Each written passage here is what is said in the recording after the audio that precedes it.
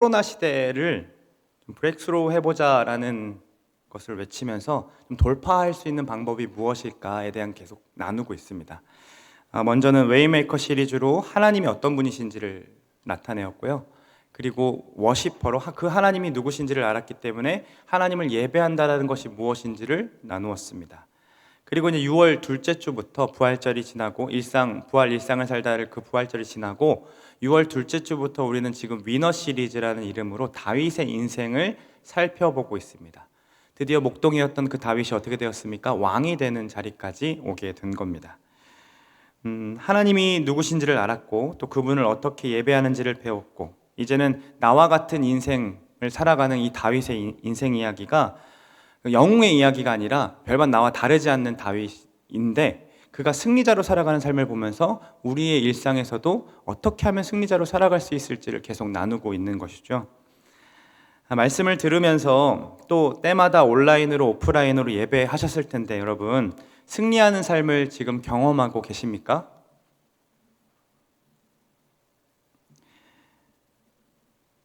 코로나 2년차 되게 암울하네요. 코로나 2년차가 되었고 어느 때보다 더 힘든 하루하루들을 보내고 있을 거라고 생각이 듭니다. 여러분들을 생각하면 참 마음이 짠합니다. 여러분 정말로 2년간 코로나로 인해서 아르바이트 그리고 직장에서 또 각자 취업을 준비하는 가운데 또 대학생활 가운데 여러분 정말로 고생 많았습니다. 그래서 우리 좀 이렇게 서로 좀 격려해 봤으면 좋겠어요. 이렇게 좀 격려해 볼까요? 살아내줘서 고맙습니다. 오늘을 살아가는 당신이 승리자입니다. 우리 서로 이렇게 좀 격려해 볼까요? 옆에 분들에게. 네, 진짜로 진심을 담아서 여러분 버텨줘서 고맙습니다. 그리고 또 이렇게 함께 얼굴을 보고 또 온라인으로 또 예배할 수 있어서 너무 고맙습니다. 코로나로 인해 여러 상황들이 우리들의 삶에 제약을 걸고 짓누르다 보니까 알게 모르게 우울감과 무기력감들이 우리를 지배하는 것처럼 느껴집니다. 그러다 보니까 영적으로도 계속 힘을 잃어가는 것은 아닌가라는 걱정이 있는 거죠. 제가 여러분들과 신앙생활을 같이 한 지 한 4년 정도 되는데요. 올해 더욱 많이 듣는 소리가 무엇이냐면 청년들이 으쌰으쌰가 없다라는 겁니다. 여러분들 이 소식 혹시 들어보셨습니까? 네. 이전에 청년들은 으쌰으쌰해서 무언가도 하고 활기차고 패기 있고 열정 있는 모습이었는데 지금 우리 청년들은 수동적이고 힘이 쭉 빠져 있다라는 겁니다. 저에게 궁금증이 생겼습니다. 도대체 으쌰으쌰는 누구의 입에서부터 출발했을까? 그리고 으쌰으쌰라는 것은 무엇을 의미하는가? 여러분 으쌰으쌰가 무엇을 의미하는지 여러분 알고 있나요? 이전의 청년 시대와 지금 코로나 시대의 청년들의 신앙의 모습은 많이 변해 왔습니다. 우선 으쌰으쌰 해야 하는 프로그램들이 줄어들었습니다. 우리 한번 좀 읊어볼게요. 좀 빠르게 한번 제가 읊어볼게요. 되게 많더라고요. 11월에 행정 리더를 뽑히자마자 유턴 준비로 정신없이 회의를 하고 준비합니다. 그 당시 회의는 12시가 꼭 넘어져야 됐습니다. 유턴이 끝나면 각 공동체별로 겨울 수련을 준비하고요. 비전 트립도 준비하다가 2월에 떠납니다. 거기에 DTS 훈련생들은 아웃리치를 준비하죠. 고난주간 특세가 찾아오고 특세를 또 하고 부활절에는 피켓을 들고 거리에 나가서 전도를 합니다. 또한 5월에 교회 설립기념 온가족 예배 또는 체육대회로 이곳저곳에서 청년들이 또 일꾼으로 일해야 했습니다. 그 와중에 뭐합니까? 5월 첫째 주부터 셋째 주까지는 돌아가면서 공동체별로 돌아가면서 식사 섬김을 하죠. 근데 여전히 제자반과 DTS는 진행 중이에요. 성장반까지. DTS 아웃리치 파송 예배, 오후 예배 드리고요. 보고 예배 또 오후 예배 또 드려요. 그리고 그렇게 지나고 나면 6월이 지나와 있어요. 어느새 6월이 11월에서. 그리고 블레싱, 6월부터는 블레싱 모드로 해서 6월부터 블레싱 준비하고 올인하죠. 블레싱 끝나면 뭐합니까? 기억나십니까? 동네방네 복세통 야시장을 준비합니다. 거기에 청년들은 프로포즈까지 진행을 마치고 나면 금세 또 1년이 가고 다시 또 행정 리더를 뽑아요. 그럼 다시 또 유턴을 준비하고 이거를 몇 년을 했어요? 10년을 해왔어요. 그동안 고생한 우리 나 때는 청년들에게 박수를 한번 보냅니다. 네, 어떻게 했어요? 근데 이게 이게 다가 아니더라고요. 매월 마지막 주에 뭐 있어요? 마토 있어요. 저는 이 교회에 와서 문화 충격을 2번 정도 받았는데 이 교회에서 트러스라는 것을 처음 만져보며 1차 충격을 받았습니다. 도대체 교회에 왜 이런 게 있는 것인가? 그리고 2번째 충격은 우리 청년들이 재빠르게 설치하고 해체하는 이 설치와 해체 과정이 1시간 안에 끝나는 것을 보면서 도대체 얘네들은 무엇인가? 어떻게 이렇게 하는가? 저는 아직도 이거를 잘 못하거든요. 네. 매월 진행되는 마토뿐만 아니라 매 학기 훈련 과정 하죠. 또 공동체별로 또 프로그램 파자마 파티며 뭐 어디 또 아우팅 갔다 와야 되죠. 뭐 이런 것들이 있으면 쉴 틈 없이 청년 생활을 으쌰으쌰 함께 해왔으리라고 생각합니다. 그때 우리 청년들 많이 모이긴 했지만 이런 이야기도 굉장히 많이 들었어요. 이제 좀 쉬고 싶다. 그만 쉬고 싶어요 라는 이야기들을 많이 했습니다. 사람은 늘어났지만 정작 행사와 프로그램에 동원되는 인원은 사실 살펴보면 늘 해왔던 사람들만 있었거든요. 그러니까 그 사람들이 지치게 되는 것이죠. 그래서 청년부에서는 여러분들을 전체 행사에서 동원되는 것을 조금씩 제하고자 많이들 애써 왔습니다. 그러다 보니까 으쌰으쌰할 프로그램들에 참여할 빈도수가 점차 줄어들게 되죠. 행사에 동원할 필요가 없다 보니 이 설교단에서 프로그램에 참여하라는 그 으쌰으쌰 설교, 여러분들에게 불을 막 지펴서 이번 마토에, 이번 동네방네에, 이번 복세통 야시장에 우리가 헌신해야 된다는 외침이 사라지기 시작했습니다. 여러분에게 꼭 필요한 훈련, 그리고 수련회가 아닌 이상 이 말씀을 가지고 여러분들을 동원하는 데 사용하려고 하지 않았던 겁니다. 그래서 아실지 모르겠지만 지난 2018년부터 강해 설교를 쭉 해왔습니다. 요한복음 말씀을 시작으로 한 장 한 장 말씀을 읽어갔던 거죠. 이전까지의 설교는 주제 설교를 중심으로 해왔습니다. 그때마다 하나님께서 각자 교역자에게 주시는 말씀들을 가지고 여러분들에게 선포했지만 2018년부터는 요한복음을 시작으로 블레싱 이후부터 계속해서 여러분들과 함께 말씀을 한 장 한 장 보면서 우리가 지금까지도 시리즈 설교를 진행하고 있는 거죠. 저는 개인적으로 이게 더 유익하다고 생각했고 저희 청년연합교가 굉장히 복음으로 잘 세워져 가는 일이라고 생각했습니다. 그런데 제가 막 생각해 보니까 으쌰으쌰 중에 간과했던 분, 으쌰으쌰의 본질에 대해서는 고민해 보지 않았더라고요. 그게 무엇인가 하면 바로 자생력이라는 겁니다. 으쌰으쌰는 프로그램을 많이 하고 여러분들이 동원되는 것이 아니었어요. 으쌰으쌰는 여러분들에게 어떤 마약과 같은 말씀들을 탁 전하고 세상을 잠깐 탈피할 수 있도록 만드는 것도 아니었어요. 요즘 청년들에게 으쌰으쌰가 없다. 우리 청년들, 우리 후배들에게 으쌰으쌰가 없다라는 이것이 사라졌다라는 말의 의미는 바로 자생력이 없다라는 겁니다. 여러분 자생력이 무엇인지 아십니까? 자생력이라는 단어를 국어사전으로 찾아보니 이렇게 표현하고 있었습니다. 스스로 살 길을 찾아 나서는 것. 스스로 문제가 있으면 뚫고 나아가 볼 줄도 알고 스스로 찾아 나설 줄도 알아야 되는 거죠. 그럼 그와 반대되는 말이 뭘까 해서 고민해 봤더니 기생력이라고 할 수 있는 거예요. 누군가에게, 무언가에게 계속 의존해서 살 길을 찾아가는 거죠. 이 자생력과 기생력으로 계속 싸우고 있는 겁니다. 그동안 우리는요, 프로그램과 훈련 그리고 때때로 교역자에 의존하며 신앙생활을 이어왔던 것은 아닌지 좀 살펴보게 되었습니다. 오랫동안 따르고 의지했던 담당 교역자가 떠나게 되면 우리의 신앙이 휘청거리는 것들을 느끼게 됩니다. 새로운 교역자와 기존의 교역자와 계속 비교하기도 하고요. 또 이전 교역자를 그리워하는 모습들을 많이 보고 자라왔습니다. 저는 4년 동안 그렇게 신앙생활을 여러분과 함께 했습니다. 그리고 언제부터인가 좋은 신앙의 모습, 여러분 좋은 신앙의 모습이 어떤 모습입니까? 뜨겁게 예배하고 기도하는 모습, 행사하면 앞에서 뛰는 모습, 그 모습이 마치 좋은 신앙인의 모습이라고 비추어져서 좀 정형화되어서 지난주에 목사님께서 나눠주셨던 것처럼 그렇지 못한 학생들도 있잖아요. 그렇지 못한 청년들도 있잖아요. 좀 소극적이고 하나님과 좀 더디게 믿고 이성적으로 좀 판단하고 싶어하는 친구들 있잖아요. 근데 그런 친구들은 스스로가 나는 저렇게 뛰고 찬양할 수 없으니까, 저렇게 울면서 기도할 수 없으니까 나는 정말 신앙인이 맞는가 하며 고민하기 시작하기도 하고요. 의심하고 또 다른 친구들이 그들이 신앙에서 멀어지는 것처럼 보이니까 공동체에 대한 마음을 계속 잃어가고 있다고 생각해서 가서 뭐라고 얘기하냐면 성장반 해봐. 제자반 한번 하면 괜찮아질 거야. DTS를 받아야 그게 진짜 신앙이야. 하나님 말씀을 듣는 삶이부터 시작이거든. 묵상해볼래? 이렇게 우리가 무언가 자꾸 하는 것으로부터 그들에게 요구해왔다라는 겁니다. 물론 이게 당연합니다. 이게 굉장히 중요합니다. 왜냐하면 우리 또한 먼저 받아본 사람들 또한 훈련을 통해 자신이 새롭게 됨을 경험해봤기 때문입니다. 그런데 어떤 일이 벌어지냐면 두 가지 정도가 있는데요. 우공에서 훈련을 다 받은 친구들이 있어요. 그렇게 훈련 다 받고 나면 DTS까지 다 받고 나면 시험거리 때문에 이렇게 흔들리지 않을까요? 아니요. 무척 흔들리는 것들 많이 봅니다. 그리고 또 언제 흔들리는지 아세요?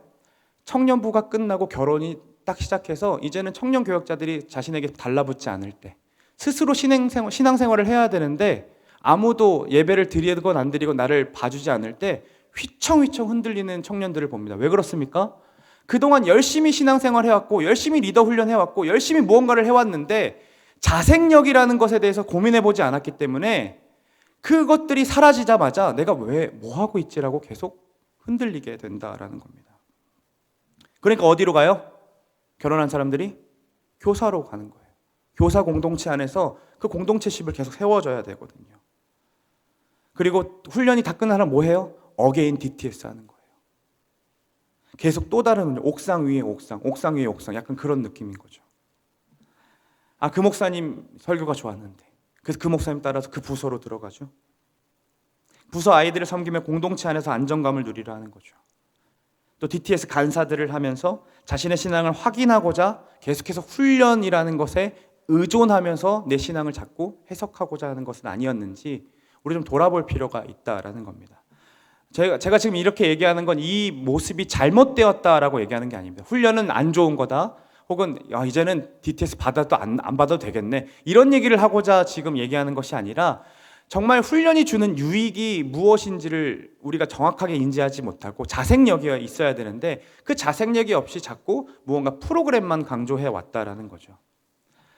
여러분들은 자생력이 있는 신앙을 가지고 있습니까? 그것을 어떻게 확인할 수 있냐 하면 코로나 시대인 지금 예배자로서 잘 서 있는가에 대해서 점검해 보시면 됩니다. 사실 온라인이든 오프라인이든 우리 하나님은 원래부터 비대면으로 만나는 분 아닙니까? 하나님 대면에서 보시는 분 없죠? 이미 그분들은 천국에 가 있을 거예요. 거룩하신 하나님 어떻게 대면에서 봅니까? 그런데 모이지 않아서 혹은 옆에 보는 이가 없어서 내가 이전과 다른 예배의 태도를 가지고 있다면 우리는 어쩌면 사람의 시선에 의존하면서 기생해왔던 예배자였다라는 겁니다. 만약 열심히 해왔던 프로그램과 행사 그리고 훈련이 끝나면 다 쉬고 싶고 다 안 하고 싶고 좋네 쉬니까 좋네 주일날 이렇게 빨리 끝난다고? 너무 행복한데? 라고 하면서 그냥 그렇게 놔버리기 시작한다면 그것 또한 자생력이 없는 신앙이라 말할 수 있다는 거죠. 사실 훈련이라는 것, 수련회라는 것은 그 목표가 무엇입니까? 하나님을 알아가고 알아가는 만큼 살아내는 것이 목적입니다. 그게 자생력이죠. 그 훈련은 자생할 수 있는 능력을 키우는 거예요. 그런데 이 훈련에 의존해서 신앙생활을 잘 되고 있다. 거기에 안정감을 누리거나 교사로 있거나 리더로 있기 때문에 나는 그래도 신앙생활 잘하고 있는 사람이야 라고 안정감을 누리고 있다면 그것이 어떤 거냐면 영어 학원에 오랫동안 다녀왔기 때문에 나 지금 미국에 가도 영어 잘할 수 있어. Really? 안 되더라고요. 얼마나 오래 다녔냐가 중요한 게 아니라 얼마나 집중해서 그 공부를 해왔느냐가 중요하고 얼마나 집중해서 하나님을 만나왔느냐가 더 중요한 거죠. 그 사람이 스스로 외국에서 영어를 할 수 있을 만한 실력을 얻으려면 그만큼 열심히 했었어야 돼요. 마찬가지로 우리가 스스로 자생력을 얻는 신앙을 가지려면 우리가 예배하는 가운데 우리가 훈련하는 가운데 하나님이 어떤 분이신지를 알고 지금 이 훈련에 의존하면 좋다 하고 있는 것이 아니라 훈련 안 할 때에 예배 안 할 때에 일상에서 어떻게 예배자로 설 수 있을까 훈련생으로 설 수 있을까를 늘 고민했어야 됐다라는 겁니다. 코로나 이후 더욱 강해지는 교회, 코로나 시대 브레이크스루 하자, 이 돌파하는 청년, 세상의 돌파구가 되는 청년이라는 것은 결국 자생할 수 있는 능력이 있느냐 없느냐로 갈려진다는 거예요. 무언가에 의존해서 돌파하는 건 꼭 그것이 없으면 할 수 없는 게 되기 때문에 그것 말고 스스로가 정말 신앙생활을 어떻게 해야 될지를 분명하게 답을 내리고 우리가 밖에 나가서도 저 사람은 신앙인이야 라고 이야기를 들을 수 있을 만한 자생력이 있어야 된다라는 겁니다. 지난주에 우리가 다윗의 이야기를 살펴보았어요. 3장 1절 말씀이 이렇게 나와 있었죠. 사울의 집과 다윗의 집을 비교해 주면서 사울의 집은 약해져 가는데 다윗의 집은 강성해져 간다라고 했습니다. 그러니까 사울의 집안과 그리고 다윗의 집안을 비교했다라면 오늘 본문은 사울보다 다윗이 강해졌다라는 말을 넘어서서 이렇게 이야기하고 있어요. 같이 한번 읽어보겠습니다. 10절입니다. 만군의 하나님 여호와께서 함께 계시니 다윗이 점점 강성하여 가니라. 하나님이 함께 하셔서 다윗이 점점 강성해졌다라고 하죠. 하나님이 함께 하시기만 한다면 다윗은 그럼 아무것도 안 해도 되는 걸까요? 우리 성령님께서 우리와 함께 하시잖아요. 그럼 우리도 강성해질 수 있겠네요. 그렇죠? 그러면 우리 성령님께서 함께 하신다면 우리는 아무것도 안 해도 되는 건가요? 이 성화라는 이 과정, 예수님의 피로 구원받아서 의롭다 칭하심을 받았고 이제 구원을 이루어가는 과정 가운데는 하나님이 여전히 함께 하시는 것은 100% 함께 하십니다. 그러나 자생력이라는 것은 우리 스스로 무언가 할 수 있는 것, 하나님이 함께 하시기 때문에 우리 스스로 헤쳐나갈 수 있는 힘을 얻는 것은 우리 쪽에서도 무언가 해야 한다라는 거죠. 오늘 그 의미를 그 강성해진다는 것, 스스로 자생력을 키워간다는 것이 무엇인지를 사무엘하 5장 전체적으로 큰 그림을 살펴볼 때 이렇게 발견해 갈 수 있더라고요.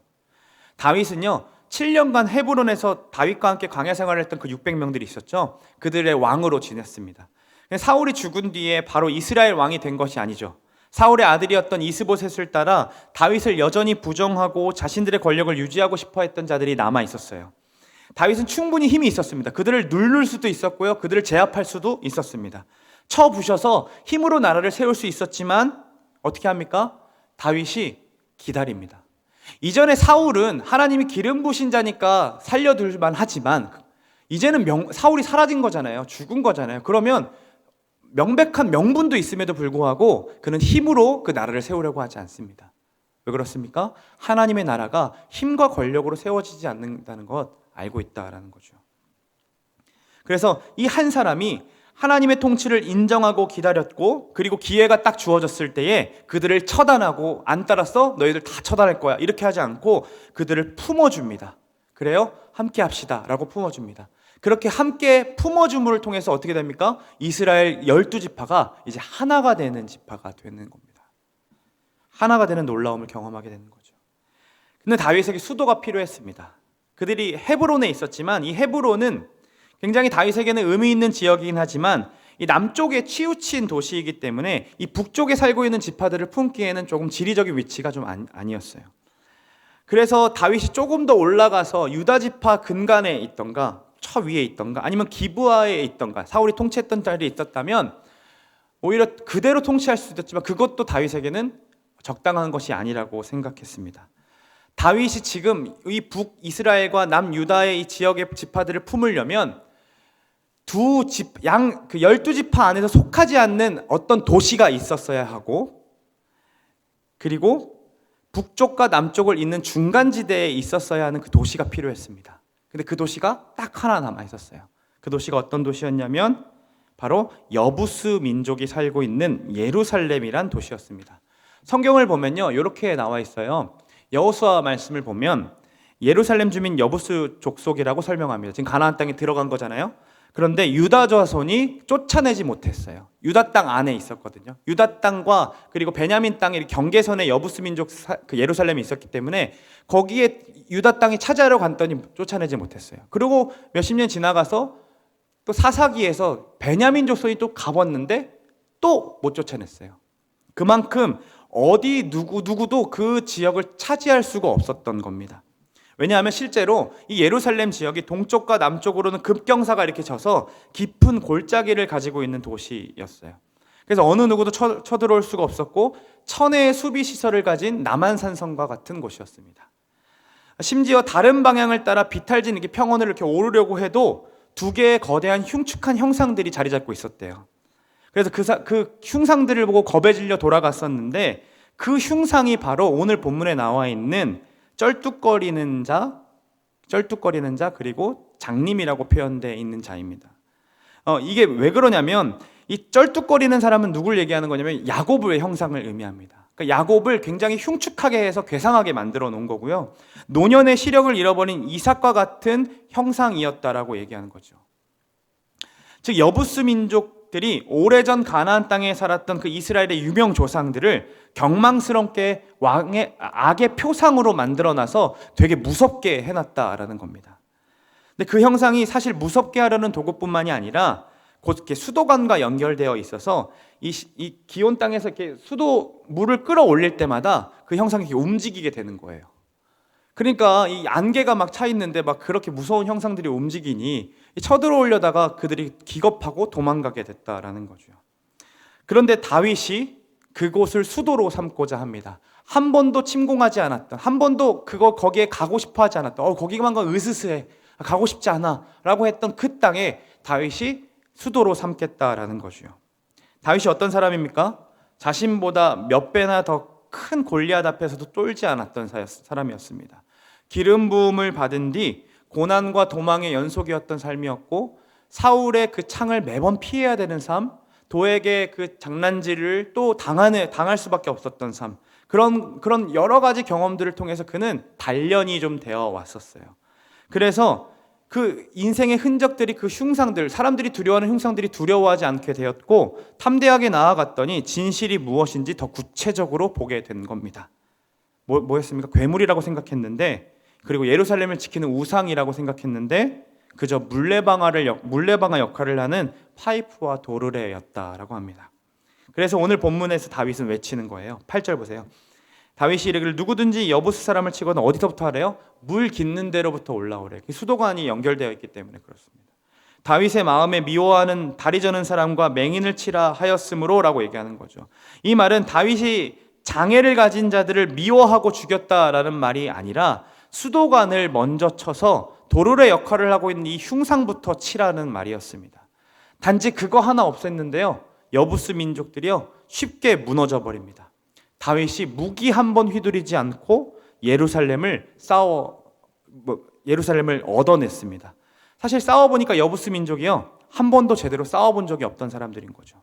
그저 자신들의 지리적 위치, 저 꼭대기에 위치한 것, 그리고 사람들이 쉽게 포기하고 돌아버리는 어떤 역사적인 근거에 의존하며 기생하며 살았던 자들이 바로 여부스 민족이었다는 거예요. 센 척은 혼자 다 했는데 막상 까보니까 싸울 줄도 몰랐던 사람이었던 거죠. 그러나 온갖 수단, 넘어지기도 하고 엎어지기도 하고 실수도 하고 그러면서 또 하나님 붙잡고 그렇게 싸워왔던 이 다윗의 인생의 흔적들, 그 흔적들이 뭐가 되었습니까? 자생력이 되었고, 그 자생력을 가지고 있는 다윗을 통해 그 여부스 민족이 강한 민족이 아니라 아무것도 아닌 민족이었구나라는 것이 드러나게 된 것입니다.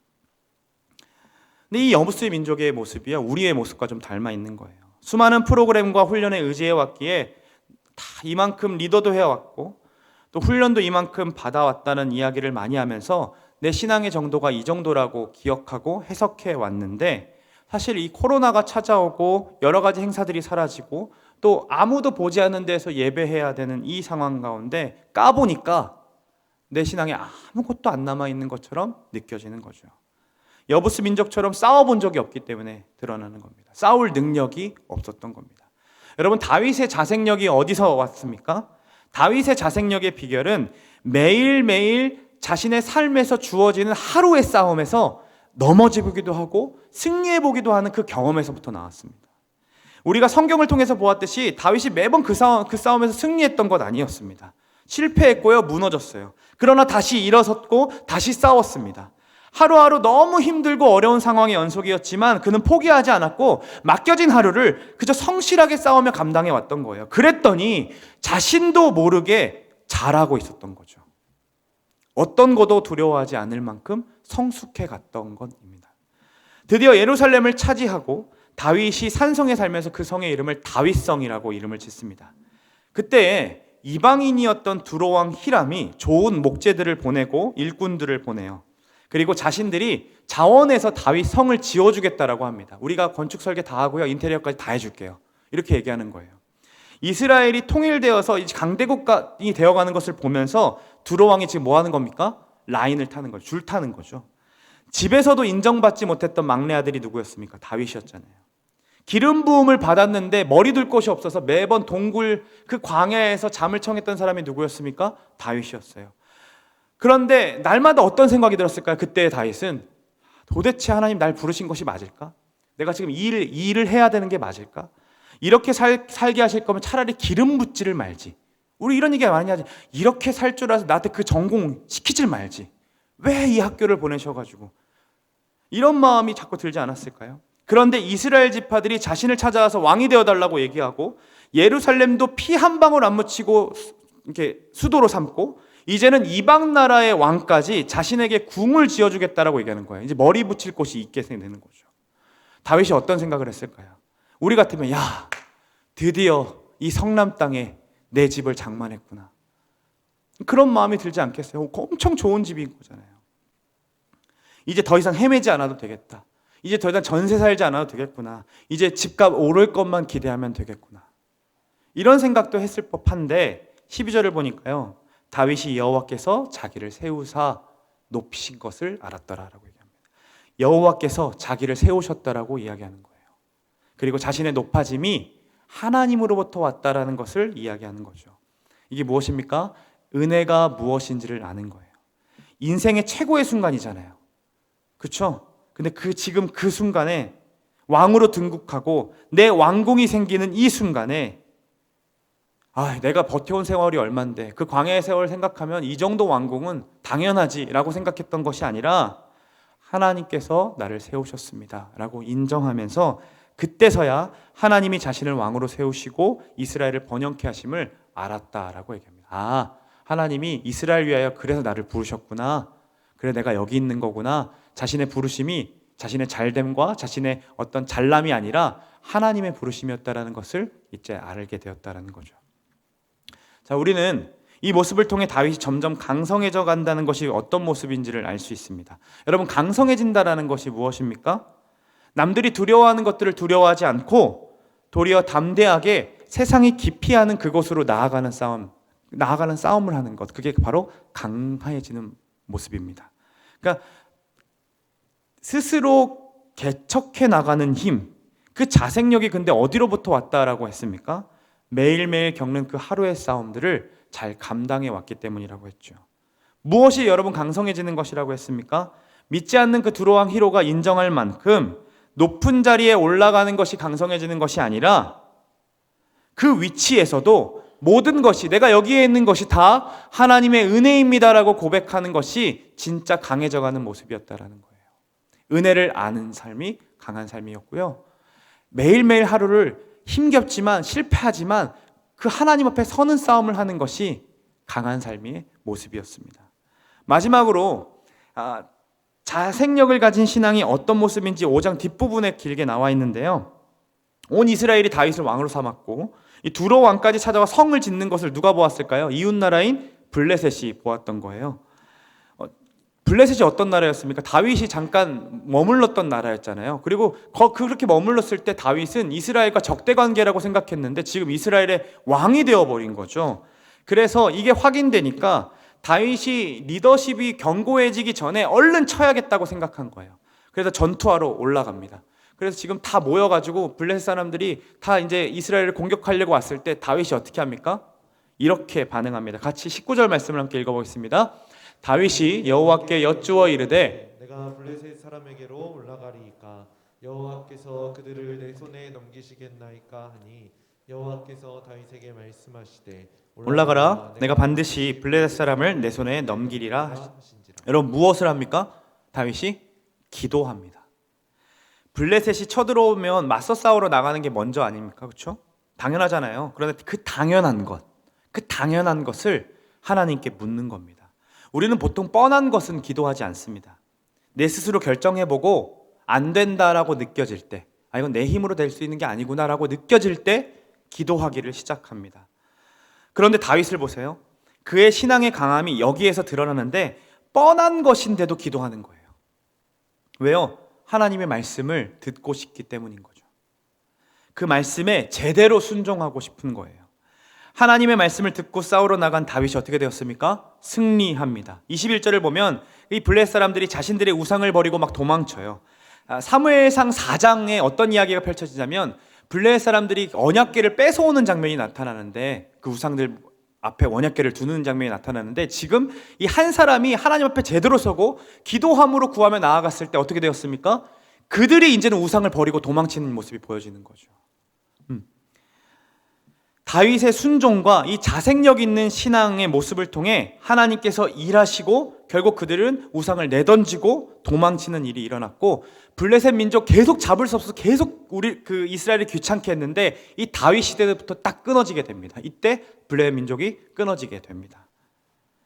그래서 이 지역의 이름을 뭐라고 하냐면 바알 브라심이라고 말하는데, 이 말의 뜻은 20절의 말씀과 같이 하나님께서 대적을 흩으셨다라는 말이에요. 여전히 다윗은 승리를 하고 나서도 뭐라고 합니까? 하나님께서 하셨습니다라고 고백하는 거죠.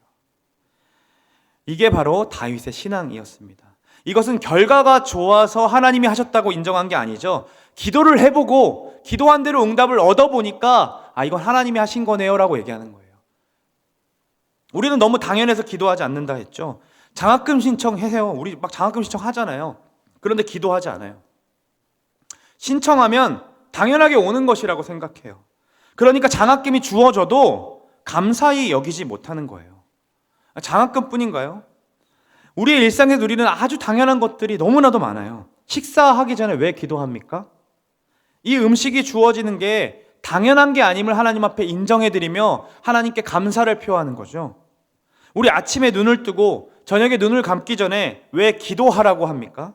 내 삶의 하루의 시작이 또 하루의 끝이 하나님께서 주관해 주시지 않으면 하루도 살 수 없는 존재임을 하나님께 인정해드리고 하나님께 다시 한 번 더 올려드리는 거죠. 이게 하나님 음성 듣기의 본질 아닙니까? 하나님 A로 갈까요? B로 갈까요? A를 할까요? B를 할까요?를 듣기 위해서 하나님 음성 듣는다는 것이 아니라 굉장히 당연한 거지만 하나님께 계속해서 하나님 저 이렇게 하고 싶습니다. 어떻게 하기를 원하시나요? 라고 묻는 삶은 그 당연히 여기는 감사를 잃어버리지 않게 하려고. 은혜가 계속되면 호의가 계속되면 권리인 줄 안다는 말처럼 은혜가 계속되면 자꾸 그게 감사를 잃어버리는 삶, 그 삶을 살고 싶지 않아서 계속해서 하나님께 묻고 구하는 거죠. 다윗 한번 보십시오. 한 번 더 블레셋이 쳐들어옵니다. 근데 지난 경험을 의지해서 블레셋과 싸우지 않아요. 한 번 싸워서 이겨봤으면 그때처럼 하면 되겠지. 얘네 정도는 아무것도 아니야 라고 할 수도 있잖아요. 그런데 또 다시 뭐합니까? 하나님께 기도합니다. 작년에 훈련했으니까, 작년에 이렇게 프로그램 해갖고 행사했으니까 그런 것에 의존하는 게 아니에요. 하나님만 의존하고 그분께 묻습니다. 그러니까 하나님께서 더 구체적으로 다윗에게 알려줘요. 잠복해서 맞서 싸우라. 25절 보세요. 여호와의 명령대로 행했다라고 얘기합니다. 당연하지만 하나님께 물었고 하나님께서 말씀하셨을 때 다윗이 그 명령대로 또 행합니다. 여기에 다윗이 강성해지는 비결이 있는데, 이 자생할 수 있는 시간은 여기서 나타나는 거예요. 무엇입니까? 기도하고 말씀을 들었다면 그 말씀을 들은 대로 한 발짝 한 발짝 내어보는 겁니다. 성경 곳곳을 보면요, 하나님의 말씀을 삶에서 경험하고 싶잖아요. 그런 경험한 사람들의 삶을 한번 잘 살펴보세요. 그러면 자신들이 나 하나님께 말씀 들었어, 여기서 감동받은 것에서 그치지 않습니다. 어떻게 합니까? 아브라함이 저 모리아산에서 여호와 이레라고 외칠 수 있었던 것은 이삭을 끊고 모리아산까지 가봤기 때문에 외칠 수 있었던 거예요. 이해되지 않지만 얘를 데리고 가봤기 때문에, 3일 길을 가봤기 때문에 그때 하나님의 역사를 경험하고 모리아산에서 여호와 이레라고 외칠 수 있었던 거죠. 모세가 홍해를 갈라지는 그 놀라운 이적을 경험할 수 있었던 것은 하나님 말씀대로 지팡이를 들어받고 밤새도록 오는 동풍 가운데도 그 손을 내리지 않고 있었기 때문에 갈라지는 것을 경험할 수 있었잖아요. 베드로가 바다를 걸을 수 있었던 이유도 마찬가지죠. 예수님이 오라고 하셨을 때 예수님 오라고 하셨어, 너무 감동이야, 거기서 끝나지 않아요. 가볼게요 하나님 하고 발걸음을 걸어봤을 때에 바다를 걸어볼 수 있는 거예요. 하지만 실패했죠. 또 낭망했죠. 허우적거리고 죽을 고비가 있었죠. 그런데도 살려달라고 하실 때 그 손을 붙잡고 예수님이 일으켜 주셔서 또다시 보면 잘 보세요. 베드로가 예수님 손잡고 다시 걸어서 배로 걸어가요. 바다를 걸었다니까요. 그 이적을 맛보고 싶은 건 결국 말씀대로 해볼 때에 나타나는 거예요. 오늘 말씀이 여러분에게 들려지고 이 말씀이 진짜 내 삶 가운데 자생력이 있는지를 확인하고 싶다면 이 말씀대로 살아볼 때에 나타날 수 있는 거예요. 아, 오늘 말씀 진짜 좋았구나. 아, 오늘 말씀 나한테 이건 아니었구나. 이런 것으로 여러분의 신앙이 결정되는 것이 아니라 말씀이 전해진 대로 우리가 살아볼 때에만 그때 우리가 어떤 신앙인지가 드러난다라는 거죠. 이 베드로가 그것을 알기 때문에요. 이 성도로서 삶을 자생력 있는 신앙을 이 자생력으로 가져야 된다라는 것, 스스로 신앙생활을 이렇게 해야 된다는 걸 알기 때문에 이렇게 이야기했어요. 고난을 고난으로 바라지 않고 이렇게 얘기하는 거예요. 함께 한번 읽어볼까요? 모든 은혜의 하나님 곧 그리스도 안에서 너희를 부르사 자기의 영원한 영광에 들어가게 하시니가 잠깐 고난을 당한 너희를 친히 온전하게 하시며 굳건하게 하시며 강하게 하시며 털을 견고하게 하시리라. 보이십니까 여러분? 다윗이 고난 중에 매일 하루하루의 삶을 살아냈던 것이 그의 자생력을 키워낸 것처럼 베드로 또한 이 고난 가운데 우리가 하나님 앞에서 살아가게 된다라면 예수님께서 너희들을 온전하게 하신다. 예수님께서 너희를 자라가게 하신다라는 것을 그 진리를 선포하고 있는 거예요. 또 보세요. 다윗이 이방 왕에게도 조공받았죠. 그리고 가장 칭찬받을 때 그는 자신이 얻은 모든 것이 뭐라고 얘기합니까? 은혜라고 얘기합니다. 하나님께서 하셨다라고 얘기하죠. 베드로전서 5장 5절에도 이렇게 나와 있어요. 하나님은 교만한 자를 대적하시되 겸손한 자들에게는 은혜를 주신다. 은혜가 무엇인지 아는 거예요. 겸손하기 때문에. 다윗이 마지막 자생력의 힘이 무엇입니까? 강성해지는 힘? 당연한 것까지 뭐합니까? 하나님께 묻고 구하는 삶이었어요. 즉 하나님 말씀에 의존하면서 그 말씀대로 살아내보는 싸움이었어요. 베드로도 이 진리를 알기 때문에 이렇게 이야기하는 거죠. 2장 2절 같이 한번 읽어봅니다. 시작. 갓난아기들 순전하고 신령한 젖을 사모하라. 이는 그로 말미암아 너희로 구원에 이르도록 자라게 하려. 여러분, 갓난아기들에게 필요한 것은 엄마로부터 얻는 젖입니다. 아무리 맛있다고 마라탕을 갓난아기에게 주면 큰일 나요. 마찬가지죠. 코로나 시대에 여러분들이 강성해지도록 만드는 것은 남들이 보기에 좋아 보이는 명품 공갈젖꼭지를 다는 것이 아니에요. 아무나 신을 기회가 없을 그 비싼 신발 그 막 추첨해가지고 살 수 있는 기회를 막 주더라고요. 그런 신발들 신는 것이 여러분들의 신앙을 강성해지게 만들지 않습니다. 여러분들의 강성함, 여러분들의 자생력은 오직 신령한 젖을 사모하는 데부터 나옵니다. 젖을 못 먹고 배가 고플 때 아이는요 힘껏 울어요. 죽을 것처럼 울어요. 그게 채워지지 않아서 너무 괴로워하면서 울어요. 그리고 그 배를 채우게 되면 엄마 품에서 또 푹 자요. 그리고 엄마 품을 떠나게 되면 또 엄마 품이 그리워서 또 울어요. 아이는 이렇게 부모에 대해 굉장히 의존하면서 그 부모에 의존하지 않으면 자랄 수 없고 죽어갈 수밖에 없어요. 그런 존재가 아이예요. 여러분, 자생력이라 했지만 사실 이 스스로 이길 수 있는 힘은 결국 어디로부터 오는 줄 아십니까? 바로 하나님에게 온전히 의존하는 기생력에서부터 나오는 거예요. 그분을 붙드는 힘에서부터 나오는 거예요. 우리를 영원히 떠나지 아니하시겠다는 그 하나님이시기에 다윗과 함께 하셨던 하나님이 지금 우리와도 함께 하고 계세요. 그렇다면 우리 쪽에서 해야 되는 건 뭡니까? 하나님 함께 하신다고요? 네, 알아서 하십시오. 내 인생 살겠습니다. 이게 아닌 거라는 거죠. 다윗처럼 하루하루 맡겨진 삶을 최선을 다해 걸어가는 보는 거예요. 그때 문제를 문제로만 바라보는 것이 아니라 이거 막상 도전해보고 담대하게 나아가 보니까 별거 아니었네 라는 것들을 경험해보는 거죠. 남들이 두려워해 다 기피하는 곳에 들어가 봤더니 하나님 말씀으로 딱 봤더니 아닌 거예요. 그리고 그것을 터득해나는 삶을 사는 거죠. 또한 자신에게 주어진 세상의 부와 능력들 있죠. 여러 곳에서 부를 얻어내기도 하고 직장을 얻기도 하고 내 삶에 만족한 사람들이 있죠. 그것들 다 하나님께 받았다고 하나님이 하셨다라고 말할 수 있는 은혜가 무엇인지 아는 것에서부터 우리의 자생력이 키워진다는 거죠. 여러분 기억하세요. 여러분이 지금 당연하게 생각하고 있는 건 그것까지 다 하나님이 주신 거예요. 블레시 때 우리 전사님 말씀하셨잖아요. 한 방에 거두어 가실 수 있는 분이 하나님이시라니까요. 그것을 모르고 지금 우리의 위치에서 나 이 정도 해, 이 정도 벌었어, 이것으로 자꾸 우리의 어떤 것을 드러내려고 한다면 그건 자생력에 아무것도 도움이 안 돼요. 여러분. 하나님께 은혜를 아는 것, 하나님이 주신 거야, 하나님이 주신 거야, 매일 감사할 수 있는 삶을 사는 것이 바로 자생하고 있는 신앙인의 모습인 거예요. 마지막으로 하나님께서 하나님께 기생하며 얻는 자생력은 말씀과 기도로부터 얻는다라고 했죠. 당연한 것까지 하나님께 묻고 구하는 기도하는 삶, 그리고 말씀을 들었을 때 그 말씀대로 한 발짝 한 발짝 떼보는 삶, 그 삶에서부터 나오는 것이라고 했어요. 여러분들의 삶은 자생력이 있는 신앙입니까? 아까 생각했던 그림 말고요, 울면서 기도하는 거 말고요, 뛰면서 찬양하는 거 말고요, 훈련과 프로그램 있을 때 적극적으로 나서는 것 말고요, 지금 세 가지 봤거든요. 고난 가운데 하루하루를 싸워내는 삶, 그리고 내 삶이 모든 것이 하나님의 은혜라고 얘기할 줄 아는 삶, 그리고 당연한 것까지 기도하고 그 말씀이 들려주는 말씀대로 살아보려고 애쓰는 삶. 여러분, 그 삶 여러분들의 삶 가운데 현존하고 있습니까? 실현되고 있습니까? 아주 미약하지만 우리는 분명히 가지고 있어요.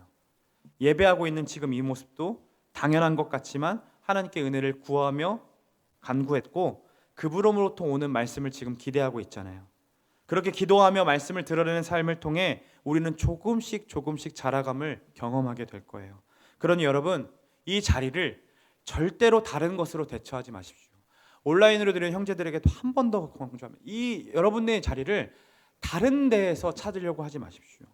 귀찮음이나 나태함이 그것을 이 예배에서 주는 은혜를 방해하도록 내버려 두지 않기를 소망합니다.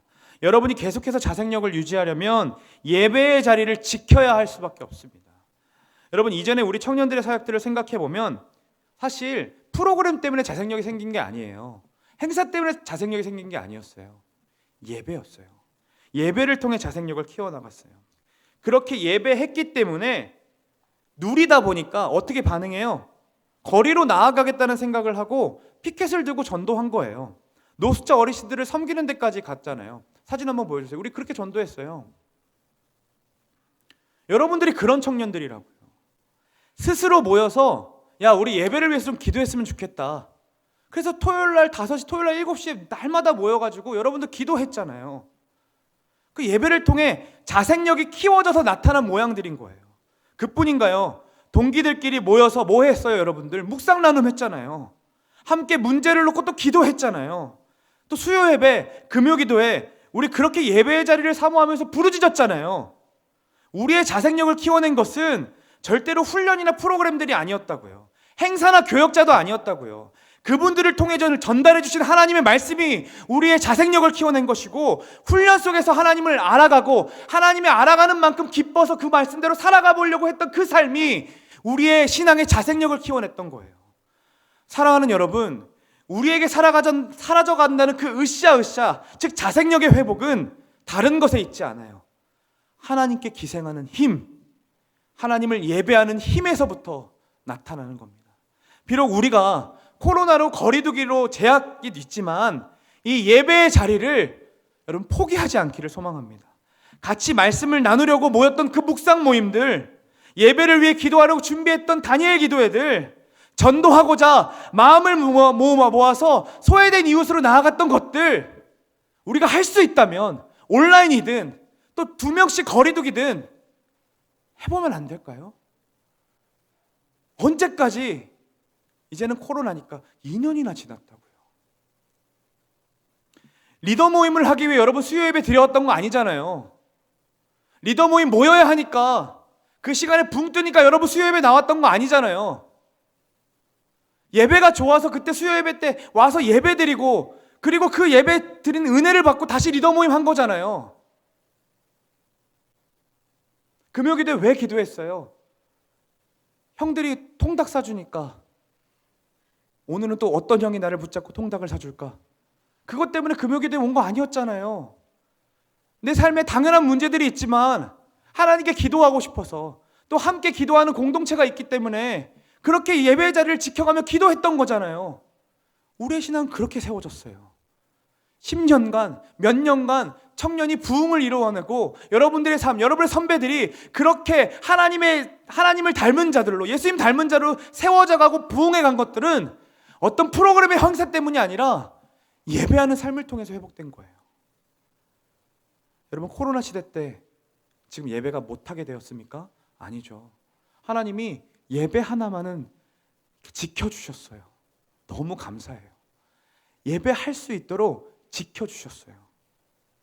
심지어 여러분, 그 결과가 어떻게 나타나는 줄 아세요? 작년들은요, 1부엔 1교구, 2부엔 2교구, 한 주에 한 번 정도 올 수 있어요. 2주에 한 번 정도 올 수 있어요. 그래서 청년들은요, 참 감사하게도 120명 모이면 청년 이렇게 다 와도 돼요. 근데 70명 모여서 다 오라 그럴 때 또 다 와도 돼요. 이상하게 질량 보존의 법칙이 예배 시간에 형성돼요. 막 넘쳐가지고, 원래 120명 모이면 120명 모였으면 70명 모이기로 하면은 막 모자라가지고, 너는 좀 늦게 신청했으니까 다음 주에 와라 해도 돼야 되는데 70명 모이자 그러면 딱 70명 신청해요. 여러분 혹시 짜요? 마을끼리 오늘은 내당 보니까 너 오지 마 이렇게 하나요? 아니잖아요. 그런데 우리의 예배는요, 그렇게 쉬지를 않았어요. 한 몇 개월 정도 온라인으로밖에 드릴 수밖에 없었지만, 우리가 어떤 장년들보다, 주일학교보다 청년들이 예배를 쉬지 않았다고요. 그런데 놀라운 게 뭔지 아세요? 훈련 신청을 하라고 했더니 이 예배를 꾸준하게 들어왔던 청년들이 60명 신청자 중에 반이 넘어가요. 이게 드러나는 현실이에요. 이게 자생력, 예배를 통해 자생력이 키워진 현실이라고요. 여러분들이 그런 청년들인 겁니다. 여러분들과 함께 예배할 수 있는 것이 저희에겐 큰 복이에요. 여러분, 다윗 한 사람이 예배할 때요, 다윗 한 사람이 하나님 앞에 기생하면서 자생력을 키워나갈 때 어떻게 되었습니까? 온 이스라엘이 하나가 되었고 온 이스라엘이 하나님을 바라보게 돼요. 여러분의 한 사람을 통해서 우리 마을에, 우리 모두 함께 공동체, 청남연합교구에 예배하는 자들이 넘쳐나기를 간절히 소망합니다. 제가 주중에 이 찬양을 들으면서 소망함이 생겼어요. 한 사람이면 충분했던 주님이라고 하는데요, 그 한 사람이 다윗이잖아요. 그런데 2절에 이렇게 고백해요. 그 사람이 내가 되기 원한다고. 우리 그 고백 한번 먼저 고백해 볼까요? 같이 한번 일어나서 이 찬양의 가사를 잘 묵상하면서 같이 한번 고백해 봅시다.